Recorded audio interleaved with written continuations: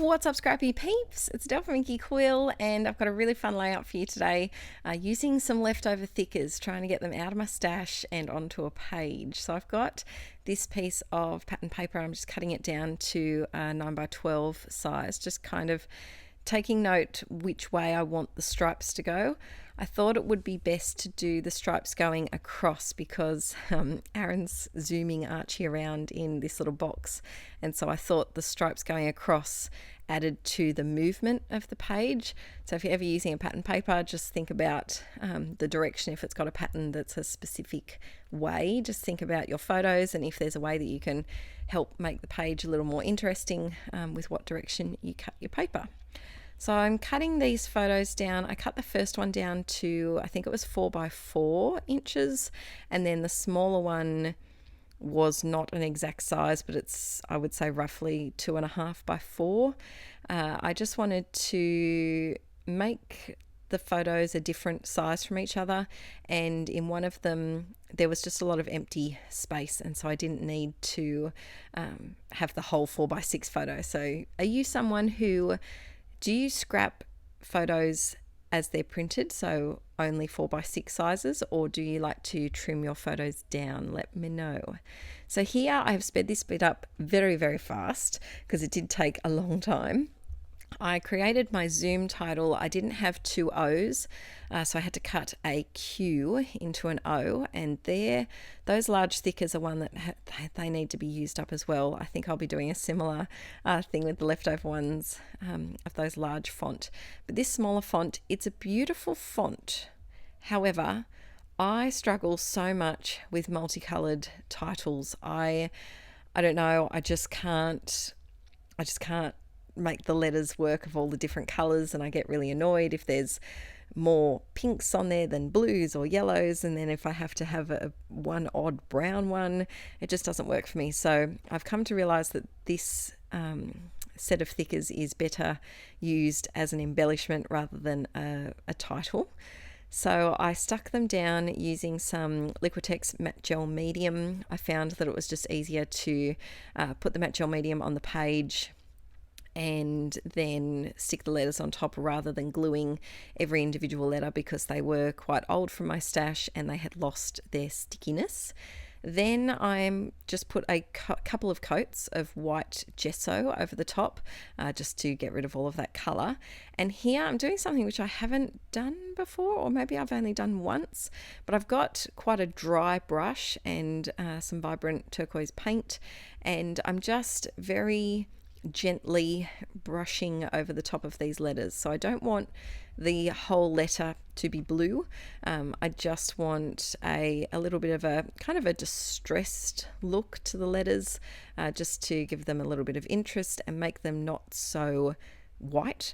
I have videos up from probably 4 years ago, I'm thinking, there's 2 videos all about how to use your leftover thickers. If I can remember, I will link them in the description below.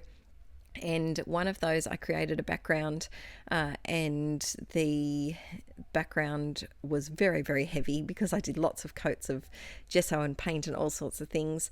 But you could just leave them white. I have done a layout in the past where I just did them white as well, and it was a really nice, subtle detail to the background. So then my title needed to pop, and I thought, what color gives a connotation, of fastness than red. Red, in my eyes, is like the zoomiest color of the rainbow spectrum. And so I just grabbed a Posca paint pen, and it was just the easiest and quickest way to color in my title. I didn't have to worry about going out of the lines with a paintbrush. It was just quick and easy, and I did go over some sections twice because you could still see some of the pattern and the color poking through. But I love the way that looks, and it's very matte. The Posca paint pen gave it an extremely matte finish, and I like the way that it, not that the other blue letters are shiny or anything, but they're definitely not as matte as the title, so it stands out a little bit more, but you can't quite see it on camera.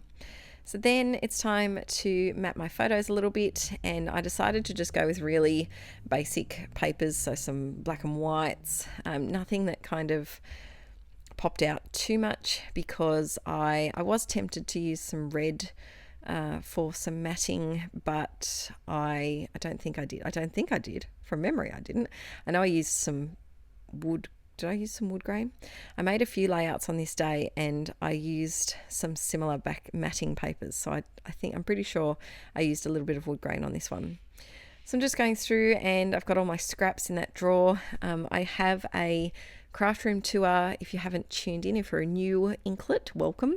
I have a craft room tour, should be a few months ago, and it shows how I store all my bits and pieces. I am working on a new craft room tour for, I think, definitely later in the year, possibly early next year, because I'm still ironing out a few kinks and things. But I have one thing that I'm loving is my scrap drawer. I've just got all of my scraps sorted into 4 color categories. I've got neutral, which is golds, browns, like wood grain, black, white, grey. Then I have pinks and reds in another drawer, blues and purples and kind of aquary greens in another one, and then orange, yellow and green in a separate drawer, because I don't use them too often and don't have as many scraps for those colours. So you could do it whatever way you scrap, whatever your colour style is, but it's just been really easy to kind of combine a few colours in the same drawer. Before, I was kind of spreading them out a little bit more and having like one section for pink, one for red, one for orange, one for yellow, even one for light blue, one for dark blue. And it was ridiculous, and I wasn't using my scraps as much as I could. So this way's been really helpful. So I'm still just matting like a mad woman, just all of the layers. And I kind of had forgotten that I had very specific little spots for my photos to fit into.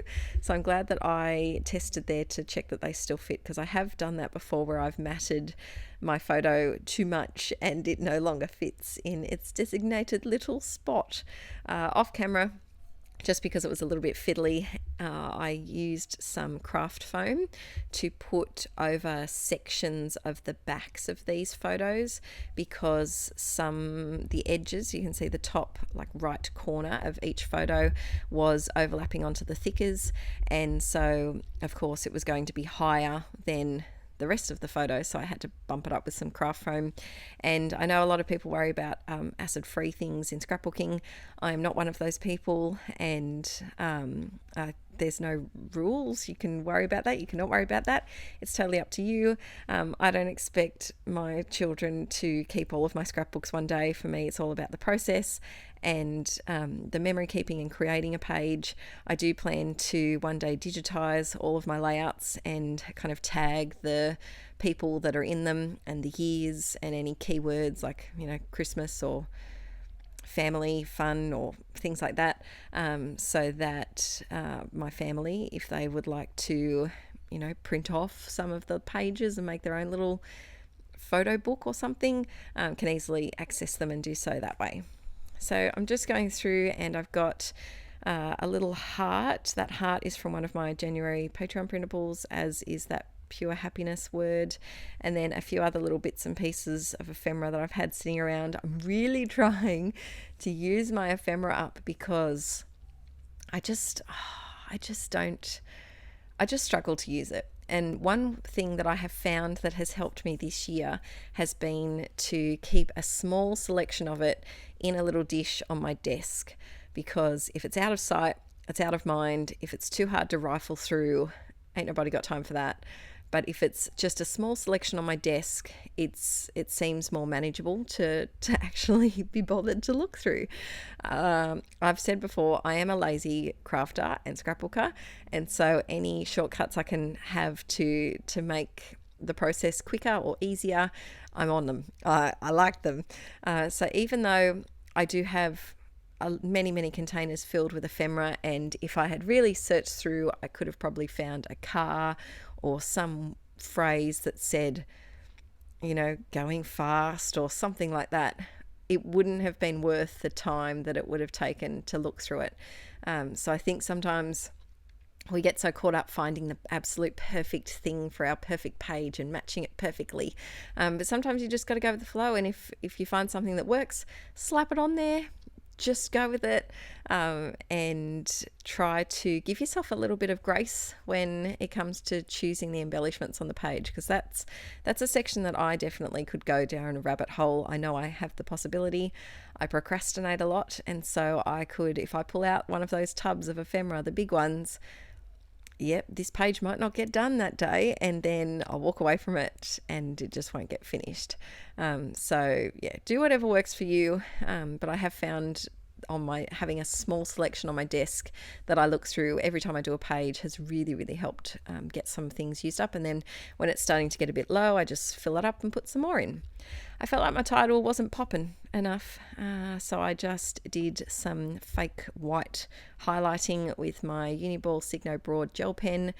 And then I found a stash of enamel dots, and they're very bright colours from Flutter by Designs. I love the enamel dots from there, and so I've been really trying to use them up on a lot of the layouts that I've filmed recently, and that will come out over the next few months because I've been pre-filming things.